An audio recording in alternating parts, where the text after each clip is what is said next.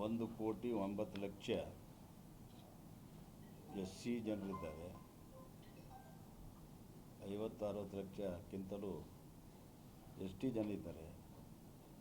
ಸಂವಿಧಾನದತ್ತವಾಗಿ 1952ದಲ್ಲೇ ಅವರ ಜನಸಂಖ್ಯೆ ಅನುಗುಣವಾಗಿ ಮೀಸಲಾತಿ ಸಿಗ್ತಿತ್ತು.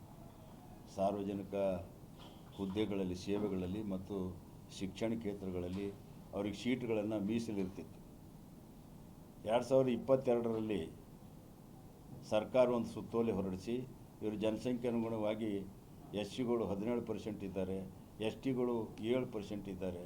ಹೀಗಾಗಿ ಇವರು ಒಟ್ಟು ಜನಸಂಖ್ಯೆ 24% ಇದ್ದಾಗ ಅಷ್ಟು ಜನಸಂಖ್ಯೆ ಅನುಗುಣವಾಗಿ ಇವರಿಗೆ ಮೀಸಲಾತಿ ನೀಡಬೇಕು ಅಂಥೇಳಿ ಡೈರೆಕ್ಟಿವ್ ಪ್ರಿನ್ಸಿಪಾಲ್ಗಳಲ್ಲಿ ರಾಜ್ಯ ಸರ್ಕಾರಕ್ಕೆ ಇರತಕ್ಕಂಥ ಅಧಿಕಾರವನ್ನು ಬಳಸ್ಕೊಂಡು ಸರ್ಕಾರ ಅದೊಂದು ಮಾಡಿತ್ತು. ಅದರ ಪ್ರಕಾರ 384 ಹುದ್ದೆಗಳು ಈಗ ಕ್ಲಾಸ್ 1 ಕ್ಲಾಸ್ 2ಗಳು ಅದರ ರೋಸ್ಟರ್ ಪ್ರಕಾರ ಈ ಎಕ್ಸಾಮು ಅವು ತುಂಬಿ ಒಂದು ತಯಾರಿ ಮಾಡ್ಕೊಂಡಿದ್ರು.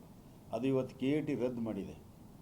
ಹಾಗಾಗಿ ಇದ್ದಕ್ಕಿದ್ದಂಗೆ ರದ್ದು ಮಾಡಿ ಇದು ಅವಘಡಕ್ಕೆ ಒಳಗಾಗಿರೋದ್ರಿಂದ ಸರ್ಕಾರ ಇದ್ರ ಬಗ್ಗೆ ಕೂಡಲೇ ಎಚ್ಚೆತ್ತುಕೊಂಡು ಇದಕ್ಕೆ ಹೈಕೋರ್ಟ್ಗಳಲ್ಲಿ ಹೋಗಬೇಕು. ಇಲ್ಲದೆ ಹೋದರೆ ಹೌಸ್ನಲ್ಲಿ ಈ ಒಂದು ವಿಚಾರ ತಗೊಂಡು ಬಂದು ಅದರಲ್ಲಿ ಇಟ್ಟು ಚರ್ಚೆ ಮಾಡಿ ಒಂದು ಕಾಯ್ದೆಯನ್ನು ಮಾಡಿ ಇವರು ಜನಸಂಖ್ಯೆನುಗುಣವಾಗಿ ಮೀಸಲಾತಿ ಕೊಡಬೇಕು ತ್ವರಿತಗತಿಯಿಂದ.